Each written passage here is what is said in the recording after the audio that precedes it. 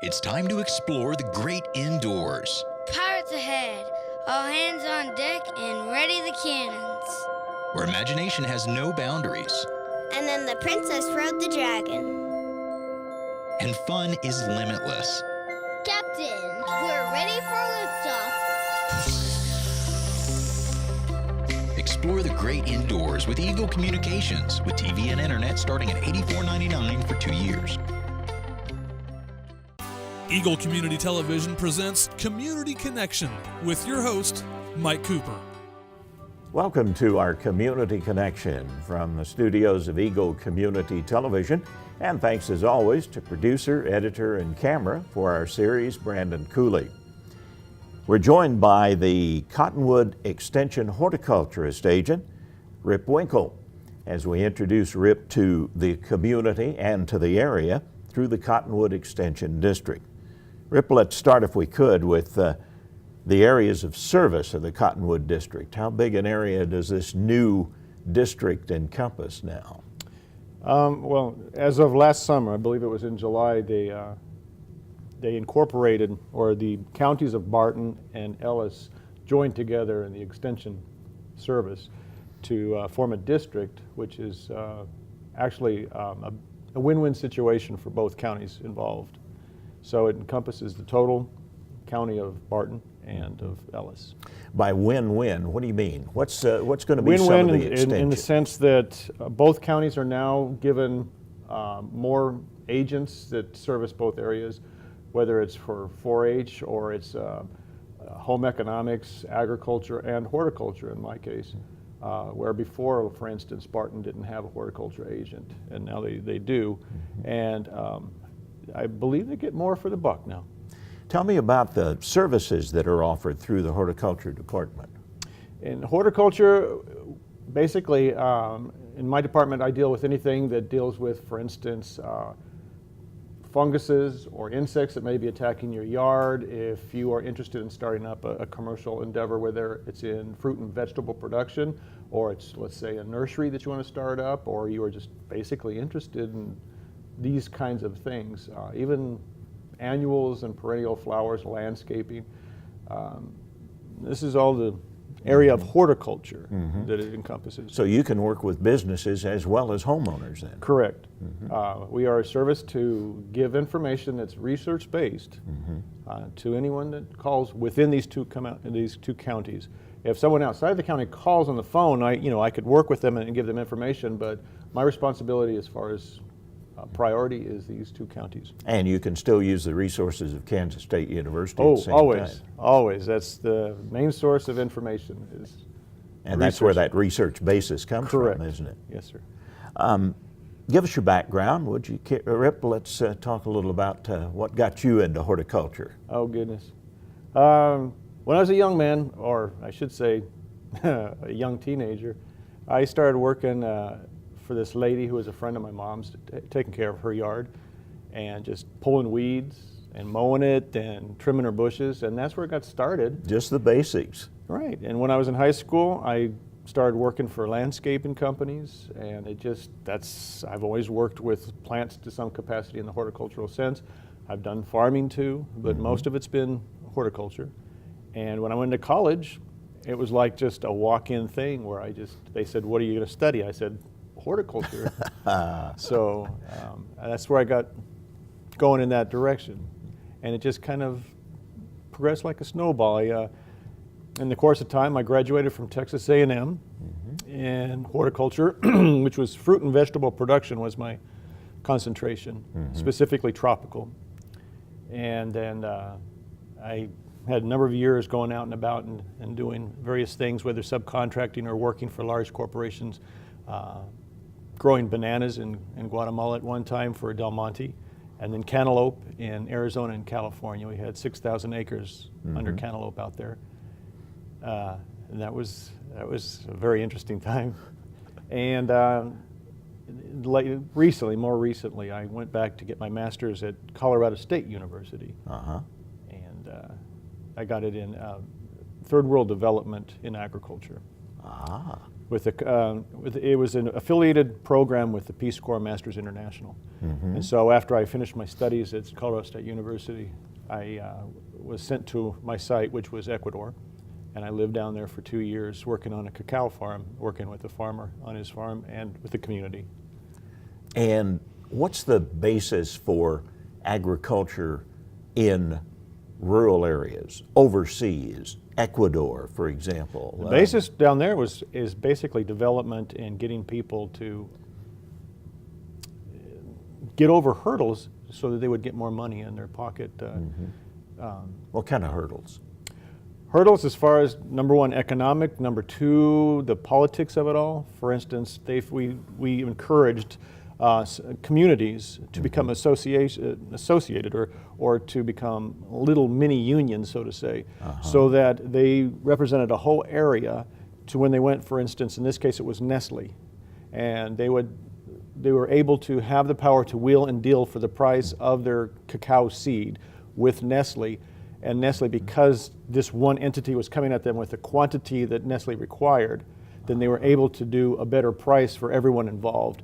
And it was much fairer for everyone, and it was an economic hurdle that these people got over where money actually started coming into their pocket instead of having to go down to the local broker in the town who would give them dirt bottom prices for the same thing. Kind of strength in numbers, kind of like our co-ops, if you will. Exactly, that's what it was. It was, well, a mini union co-op, yes.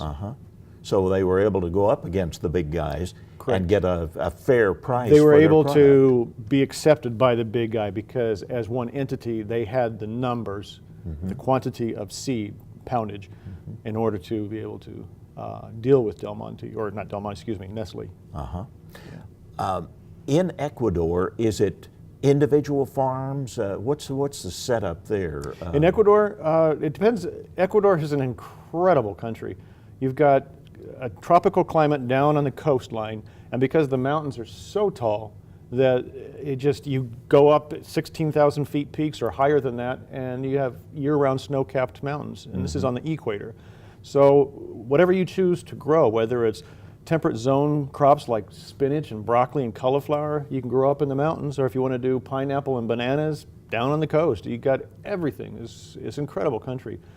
But it's primarily, you've got individual farms, but the communities, when they're dealing with large corporations or big companies, they have to band together for protection and for fairness.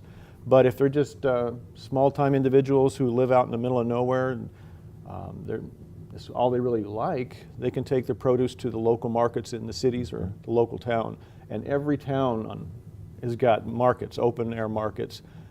Kind of like farmers markets then. It's big time on an nth degree. It's a wonderland if you like that kind of stuff. Can you, do the individual farmers then grow their own food to eat? Do they do trading? Yes. Oh, yeah, a lot of trading, but they do. Let's say, for instance, one farmer grows a local item that's their mainstay is cassava. They call it yuca.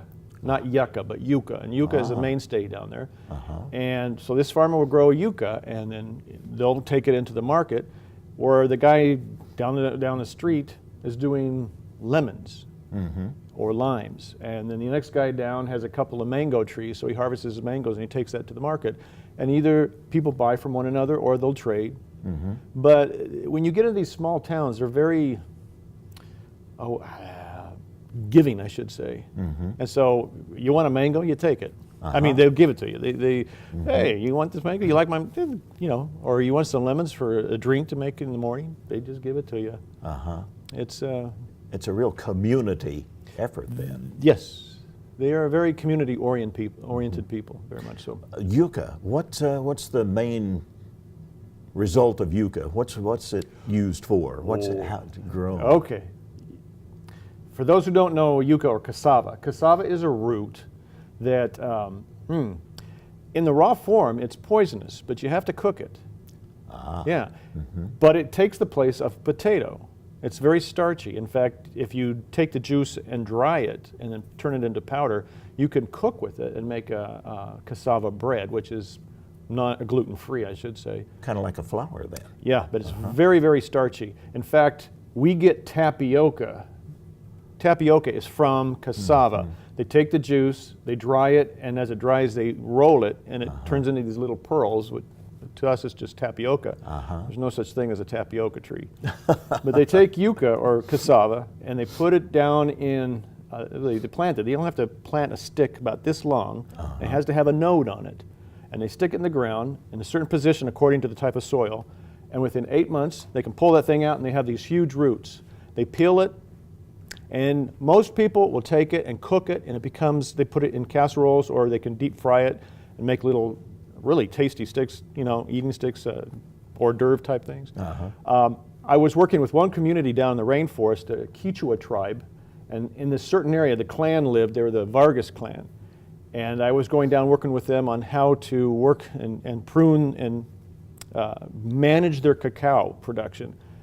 And it's traditional with this tribe of Indians, they make chicha. And it's chicha is, they take cassava, and as a community sitting around in the evening, they take cooked cassava and they take bites and they chew it up and they spit it into a trash can.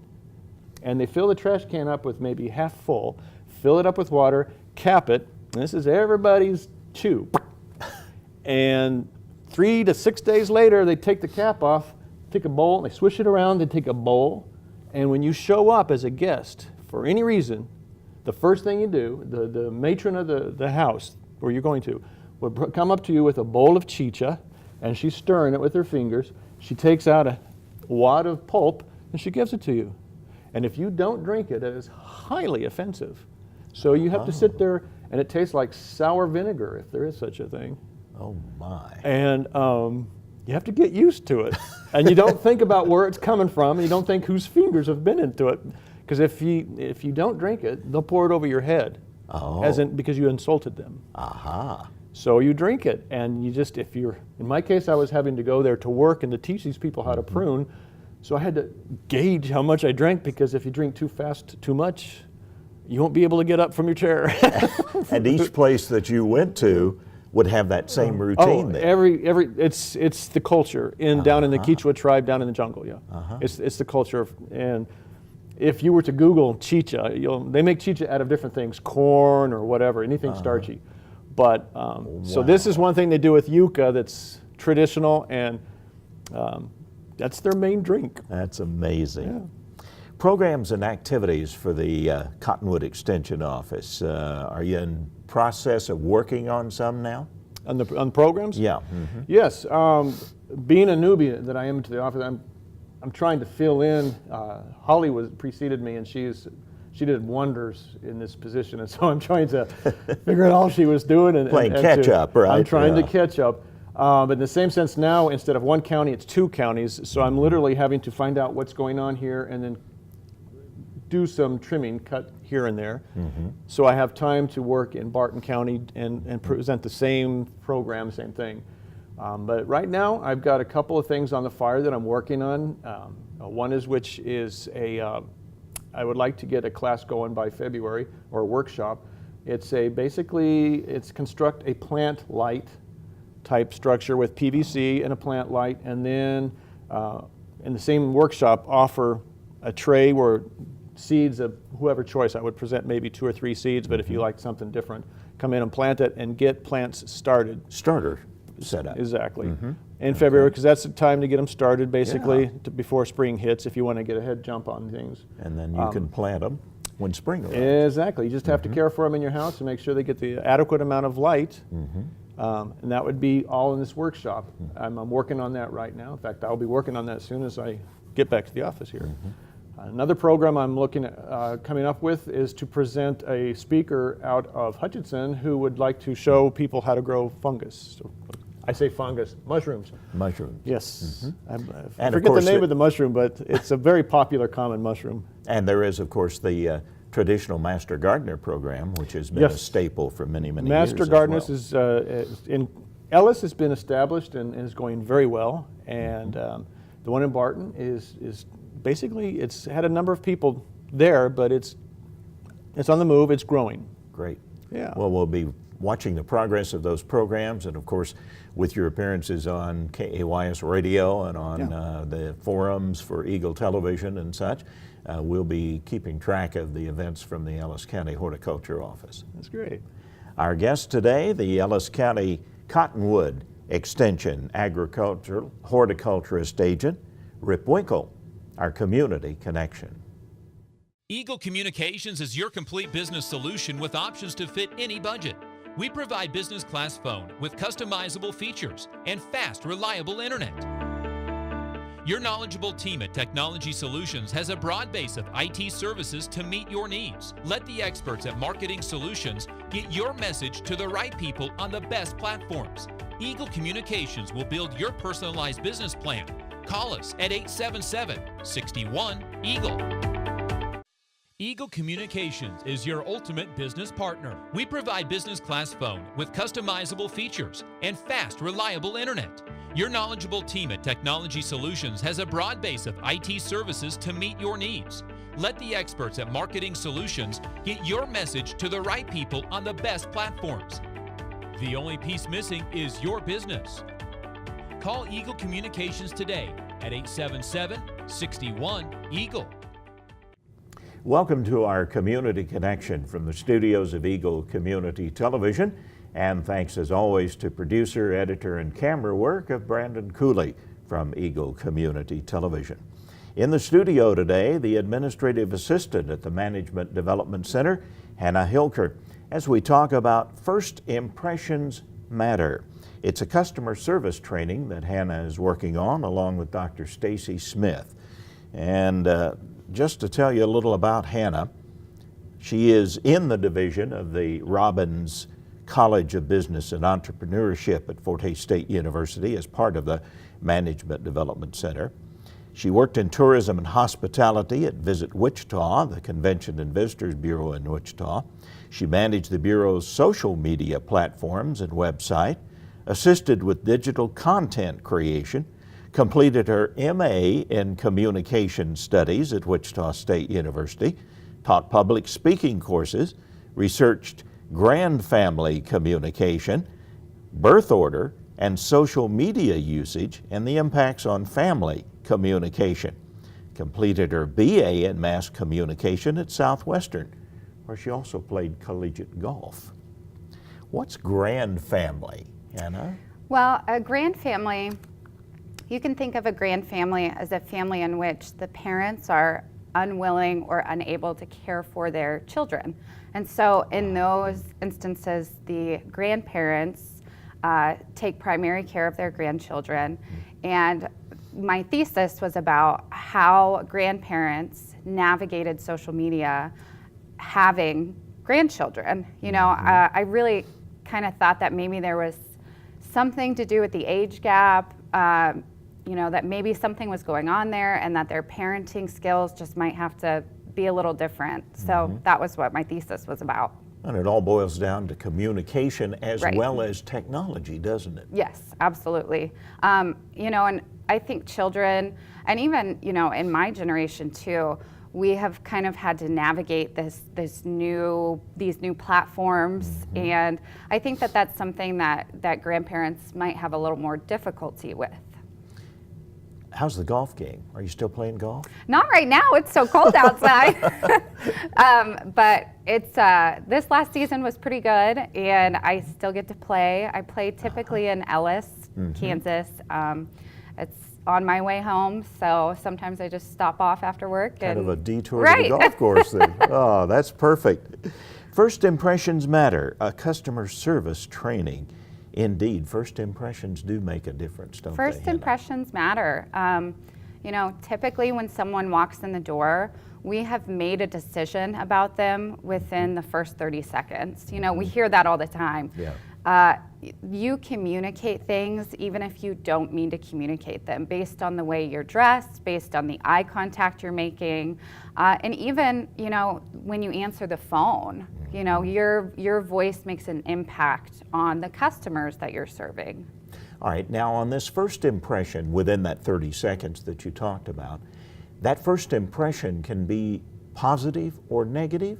Correct, yes. Or something in between? Sure. You know, there's really 3 decisions that a customer has to make. They can either, based on the impression that you give them, they can either come back to your business, they can choose to not come back, or what they can do is they can kind of say, you messed up. I don't know that I like you that much, but I might come back to your business. And customers are always having to make that decision based upon the interactions that they have with you sitting at the front desk or answering the phone. And businesses will spend a lot of time on decor, appearance, the physical properties to make an impression. But that's only part of the impression? That's only part of it. You know, the words that we say, that's a huge part of it. And then, you know, the surroundings, that's a huge part of it. You know, even how we communicate in email, that's a huge part of it. All these different touch points that we have with our customers. And, you know, when I say customers, it can be coworkers too. You know, that can have an impact. And how you impact their mood can then impact, you know, the customers as well. So we're constantly working on how do we make a good impression on other people. Is it different for small businesses, the mom and pop operations, as opposed to the larger businesses, the chains, if you will, and such? You know, I don't personally have any background or research on that, but my guess is it matters regardless. I mean, I think that when you walk into a business, you expect to be taken care of. You know, that's really all that we want, is to be taken care of. And when you think about customer service, typically if you are in a customer service role, you're problem solving, right? Because if somebody needs something, it's probably because something has gone wrong.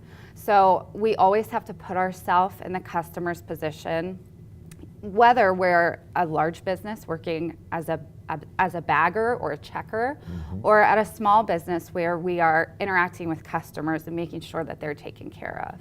So your message to that employee is to put yourself in the customer's position then. Sure. As they come in that door. Sure. And you know, we hear this saying all the time, treat people how you want to be treated. But really what we want to do is we want to treat people how they want to be treated. You know, and a big part of that is empathy, and a big part of that as well, and what we go through in our participant guide and throughout the training is, you know, working on our understanding how people want to be communicated with, you know, understanding and recognizing that there's different types of people, different types of personalities. And so how do we adjust our message to make sure that they feel like they're being taken care of? So a one-size-fits-all doesn't work then? Not usually. I mean, you know, just you and I'm sure we're so different in what we're looking for when we go, you know, and we want taken care of. You know, I want somebody to really listen to me and know that I'm, you know, really kind of put themselves in an empathetic situation. And maybe you want someone who is more direct and you know is going to take care of the problem. So it's really kind of all about understanding our customers and figuring out what is it that they want. And you have to adapt, don't you? Always. To each person that walks in the door. Always have to adapt. It is always a job that you have to undertake. So the workshop is designed to do what, Hannah?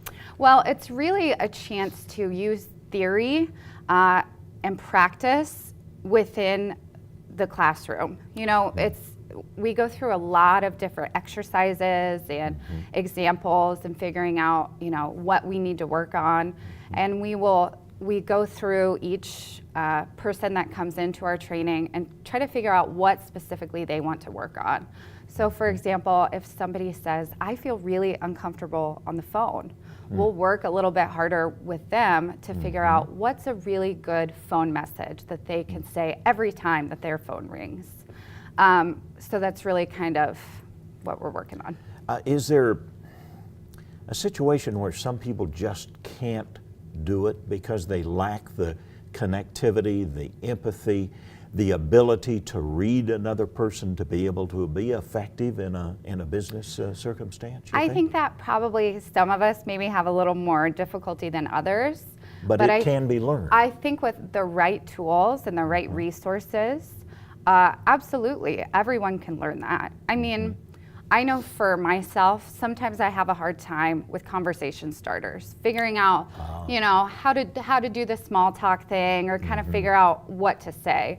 And we have a whole list of resources of these are good topics to bring up. What's the weather looking like today? Or do you play golf? Or whatever that may be.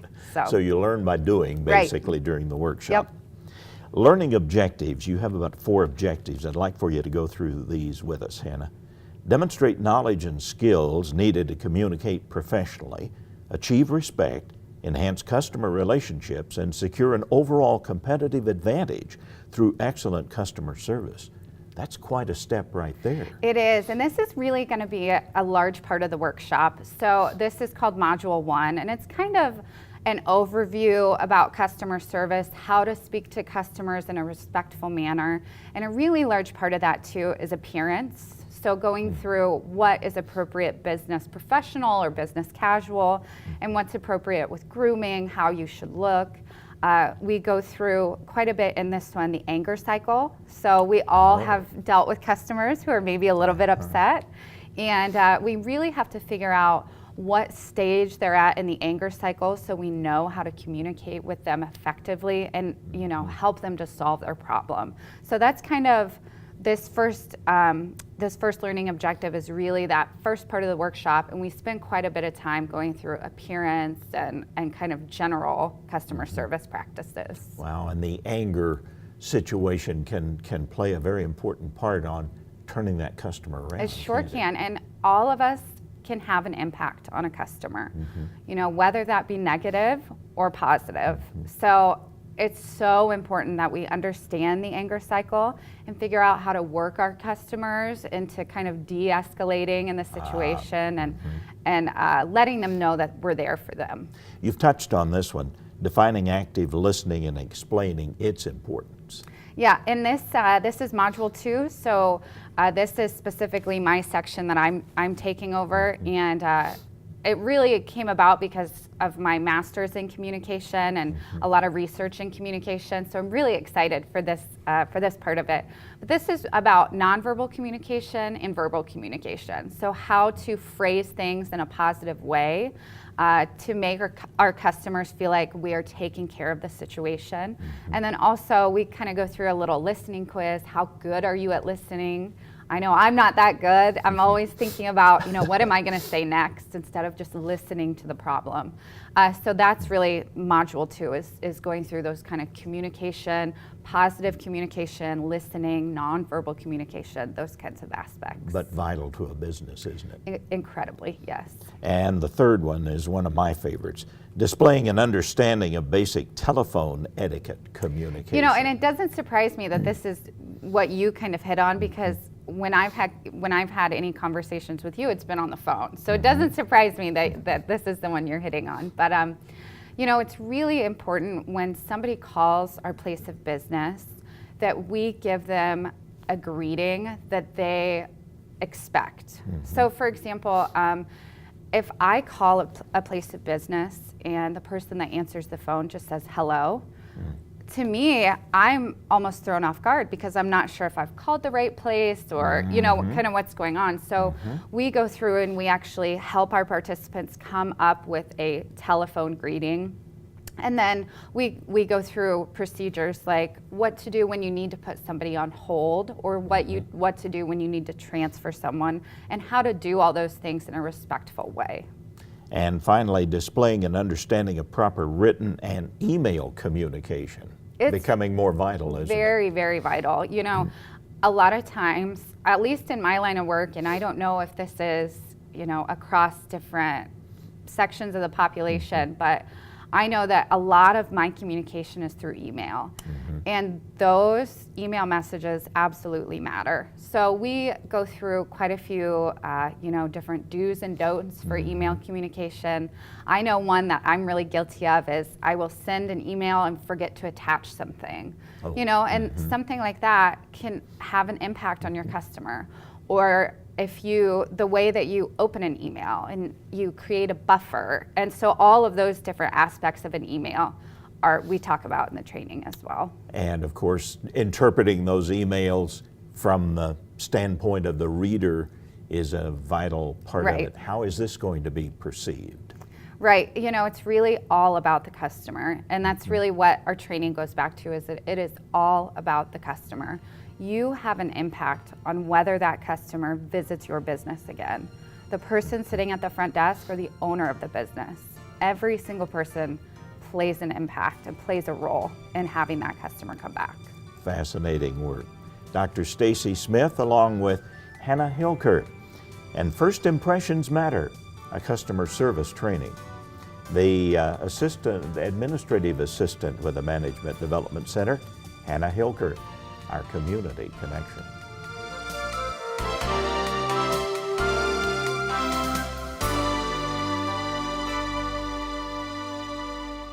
Hi, I'm Gary Shorman, President and CEO of Eagle Communications, a 100% employee-owned company. I'd like to personally thank you for selecting Eagle for your internet, television, and telephone service. By choosing Eagle, you're choosing to keep your dollars local with a company that reinvests back in your community. Let's make this a great year for your community. Check us out at eaglecom.net.